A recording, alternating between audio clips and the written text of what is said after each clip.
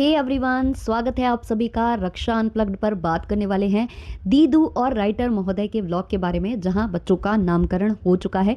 नामकरण का व्लॉग उनका कल आया था और कल मैंने जानबूझकर वो पॉडकास्ट रिकॉर्ड नहीं किया था क्योंकि मैं चाहती थी कि थोड़ा सा एक दिन बाद ही करते हैं और मैं बिज़ी भी हो गई, इसीलिए मैंने मूवीज़ वगैरह देखी, टाइम पास किया।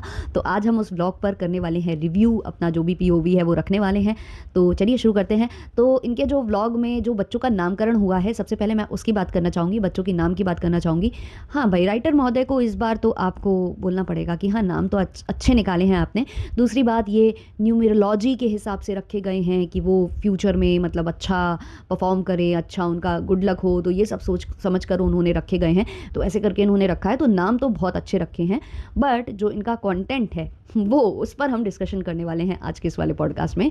तो शुरुआत होती है व्लॉग की और सर जी जो है शर्ट पहनकर आते हैं, जो कि ये बताते हैं कि मैं तैयार तो हो गया हूँ, ये मैंने एकदम नई शर्ट पहनी है, ये मेरी सिस्टर ने मुझे दी हुई है। एक्चुअली मैंने स्क्रीनशॉट्स निकाल लिए थे, बार बार व्लॉग ना देखना पड़े, तो मैंने वो कैप्शन ऑन करके स्क्रीनशॉट्स निकाल लिए थे। फिर मैं भूल जाती हूँ ना यार, दोबारा से व्लॉग देखना पड़ता है। तो उधर पर ये बताते हैं कि मैंने ये नई शर्ट ही पहनी है। अब क्या करें बेचारे, देखो बैलेंस करके तो राइटर महोदय को ही चलना पड़ता है।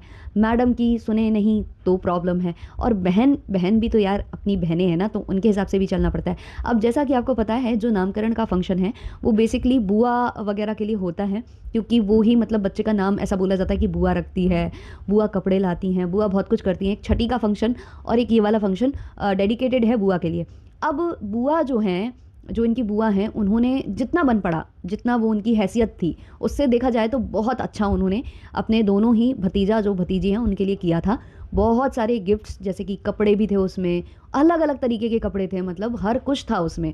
मतलब कि आप घर में भी पहना सको, आप बाहर भी पहना सको, और ज्वेलरी वगैरह, गोल्ड गिफ्ट, जितना उनसे बन पड़ा उन्होंने सब किया था। तो क्योंकि वो यहाँ अवेलेबल नहीं थी, नहीं आ सकती हैं, उनकी भी जॉब है, किसी का सैलॉन है, और अंकल आंटी तो ऑब्वियसली उन्होंने घर चेंज किया है, तो उनके साथ भी वो जितना कर पा रही हैं वो कर रही हैं।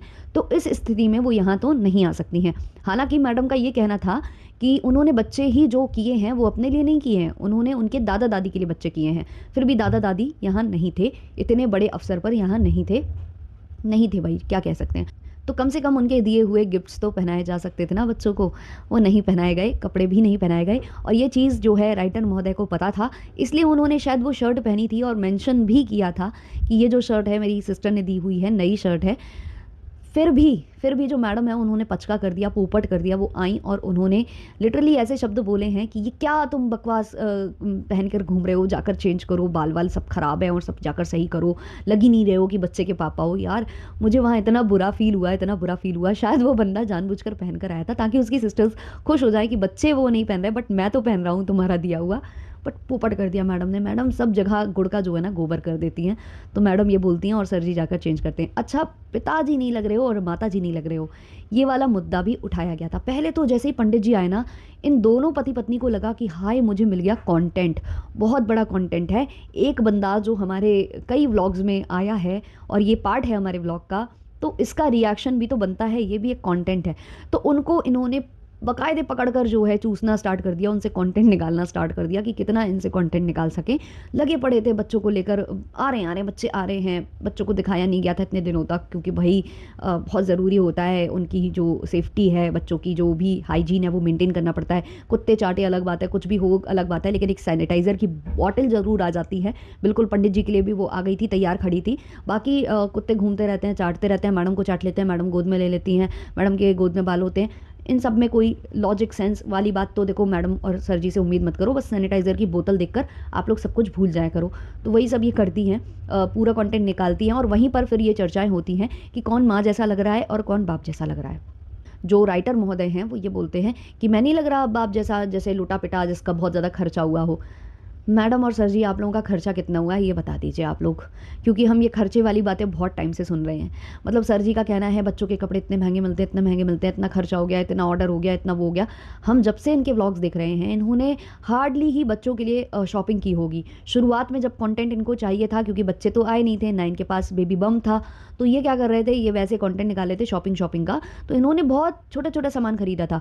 वो जो इन्होंने स्टेरलाइज़र जो था वो तक नहीं खरीदा। अब सोचिए इतने महंगे महंगे पालने, महंगे महंगे वो स्टेरलाइज़र और कपड़े, गिफ्ट्स, कपड़े तो ज़्यादा से ज़्यादा इनकी जो नंदे हैं उन्होंने पहला रोना से भेजी थी, उसके बाद वो खुद भी लेकर आए थे, बैक टू बैक वो मतलब ऑनलाइन भी डिलीवरी करा रहे थे।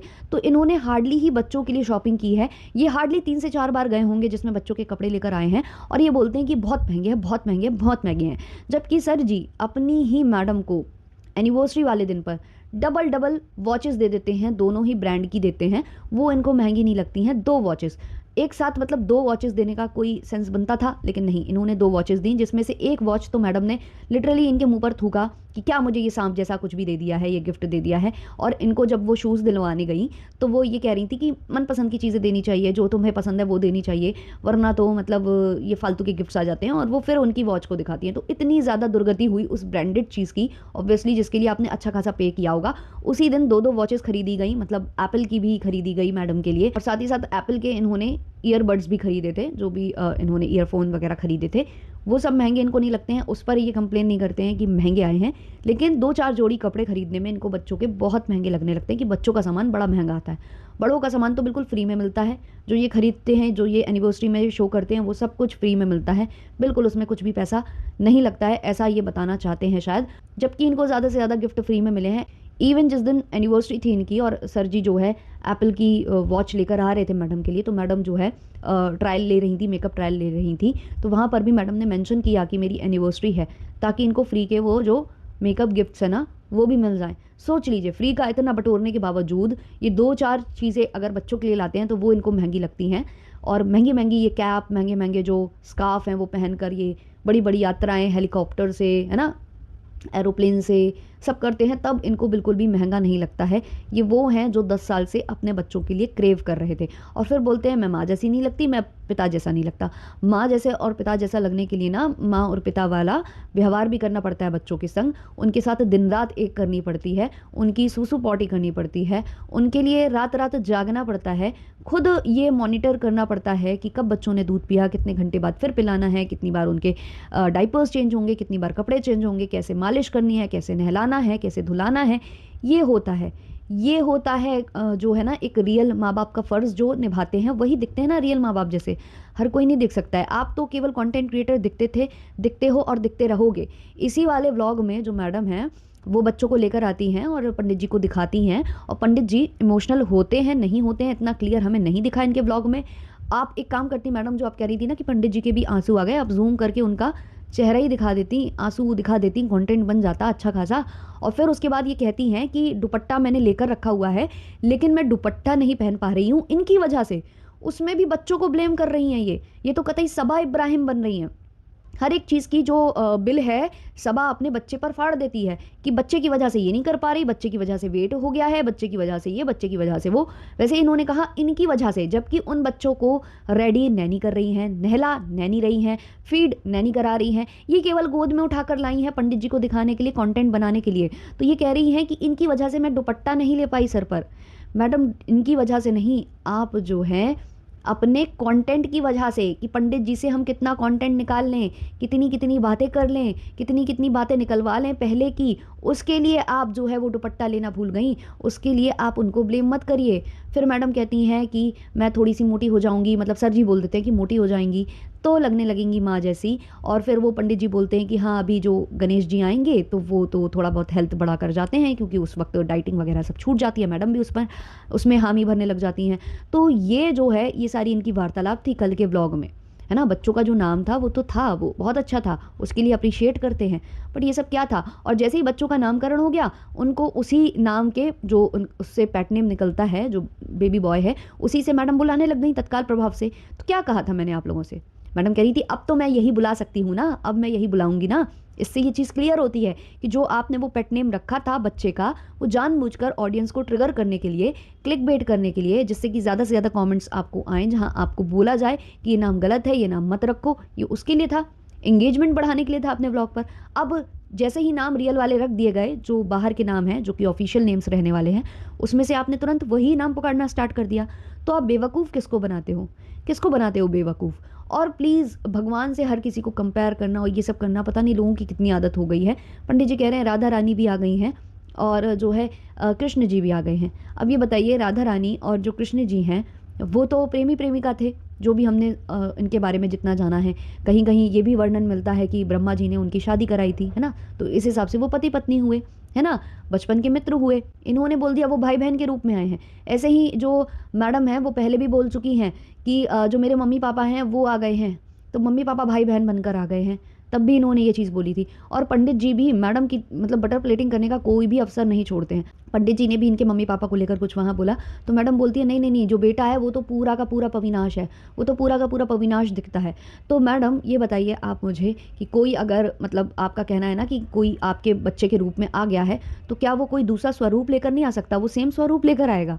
मतलब यार आप लोग एक तरफ तो एस्ट्रोलॉजी, न्यूमेरोलॉजी और टैरो कार्ड और पता नहीं किस किस में बिलीव करते हो, और वैसे आप बिल्कुल फिजूल की बातें करके पोपट कराते हो अपना।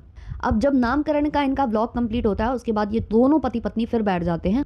वही जो इनकी रोज़ की चिपकाने वाली आदत है कि बच्चे क्या कर रहे हैं, कैसे कर रहे हैं, क्या करते हैं, दिनचर्या, क्योंकि ये उसको कैमरे पर अभी नहीं दिखा सकते हैं। फेस रिवील वाला ब्लॉग अभी नहीं आया है और अभी आएगा भी नहीं।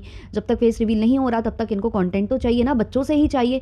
तो बस इन्होंने स्टार्ट कर दिया। और बच्चों से इतना कंटेंट खींचने के बाद, देखो ये पॉइंट फिर से मेरे दिमाग में आ रहा है कि बच्चों से इतना कंटेंट खींचने के बाद, बच्चों से इतना अर्न करने के बाद, बेबीज़ बेबीज़ वाला पूरा जो है कंटेंट खेलने के बावजूद इन्हें बेबीज़ पर ही खर्च करने में लगता है कि भाई हमारा बहुत खर्चा हो गया है, बहुत महंगे कपड़े आते हैं बच्चों के, बहुत महंगे कपड़े आते हैं, बहुत महंगा सामान आता है। और नैनीज़ को लेकर भी एक कमेंट आया था, जो लोग बोल रहे हैं इनके ही सब्सक्राइबर्स जो कि इनकी ऑडियंस है ऑब्वियसली, उनका ये कहना है कि आपने क्या मतलब देखकर नैनीज़ फाइनल की हैं? आप बोलते हो कि आपने बहुत सारे इंटरव्यू लिए थे, तब जाकर आपने 2 नैनीज़ जो हैं फाइनलाइज़ की थी। अब इन नैनीज़ के साथ जब आप बिहेव करते हो तो ऐसा लगता है आपको तो बेसिक नॉलेज भी नहीं है, तो आपने इंटरव्यू में उनसे पूछा क्या? दूसरा, काफ़ी लोगों को लगता है कि इनकी जो नैनीज़ हैं उनका जो उठना बैठना रहन सहन है वो भी लगता नहीं है कि मतलब अब कुछ लोग जज कर रहे हैं उस चीज़ को। बट मैडम ने जो इंटरव्यू लिया था वो किस बिहाफ पर लिया था, क्या पूछा था, जब मैडम को खुद ही घंटे की नॉलेज नहीं है? मतलब क्या पूछा था मैडम ने, मुझे नहीं समझ में आ रहा और ये इनके ऑडियंस को भी समझ में नहीं आ रहा। तो खैर ये दोनों पति पत्नी बैठते हैं, फिर वही बताना इनका स्टार्ट हो जाता है बच्चों की एक्टिविटीज़ क्या ये लोग करते हैं। मैं जब वीडियो कॉल पर होता हूँ तो ये बच्चों को लेकर आ जाती है, फिर पीछे से मुझे दिखाती है, मुझे बहुत ब्लैकमेल करती है, ये वो ब्ला ब्ला। मतलब कंटेंट खींचना है, इमोशनल करना है ऑडियंस को, बच्चों से लेकर ऑडियंस बच्चों को लेकर कुछ ज़्यादा ही रखती है थोड़ा सॉफ्ट कॉर्नर, तो बस वही दिखा दिखा कर इमोशनल करने लग जाते हैं। फिर नाम को लेकर कि ऐसा लग रहा है कि अभी ही ट्रैक पर भाग रही है, अभी ही वो कुछ कर रही है, मतलब ओलंपिक्स में जाएगी, रेस करेगी, ये करेगी वो करेगी। इनकी फिर वही बकैती स्टार्ट हो जाती है, जो कि बिल्कुल सेंसलेस है। अभी बच्चे छोटे हैं, अभी उनको खुद भी नहीं पता है, और ना माँ बाप अभी से जज कर सकते हैं जब तक कि वो कुछ पढ़ने लिखने नहीं जाते हैं। भाई 5th स्टैंडर्ड तक तो बच्चे का कुछ पता नहीं रहता कि वो कितना ज़्यादा, मतलब वो बहुत अच्छा पढ़ रहा हो और बाद में वो अपनी पढ़ाई में इंटरेस्ट खो दे, या वो बिल्कुल अच्छा नहीं पढ़ रहा हो बाद में उसको पढ़ाई में बहुत ज़्यादा इंटरेस्ट आ जाए। कुछ नहीं होता है, मतलब 5th स्टैंडर्ड तक भी हम ये डिसाइड नहीं कर पाते हैं। और ये लोग अभी से फालतू की जो बकवासें हैं वो करने लग जाते हैं ऑडियंस के आगे। और उसमें मैडम बोल देती है कि अभी से इतना मत सोचो, वैसा मत सोचो, अपने पति को बोलने लगती हैं। और वहाँ पर वो फिर से इनकी चाटुकारिता करने लगती है। मैडम के आप एक्सप्रेशंस देखा करिए जब सर जी तारीफ करते हैं, बस इसी तारीफ की मैडम जो है भूखी रहती है। बाकी और ज़्यादा इस पॉडकास्ट को मैं लंबा नहीं खींचना चाहूँगी, जितना था मैंने डिस्कस कर लिया है। आप लोग ये जो मैडम और सर जी की जो लास्ट में बातें चल रही थी, स्पेशली वो जो मैडम की चाटुकारिता स्टार्ट हो चुकी थी, उसके बारे में आप लोगों के जो भी ओपिनियंस है ना वो मेरे कमेंट सेक्शन में ज़रूर शेयर करिएगा। मिलते हैं जल्दी नेक्स्ट वीडियो नेक्स्ट पॉडकास्ट के संग, तब तक के लिए टाटा बाय बाय। अच्छा लगा हो तो लाइक शेयर सब्सक्राइब हाइप कर देना।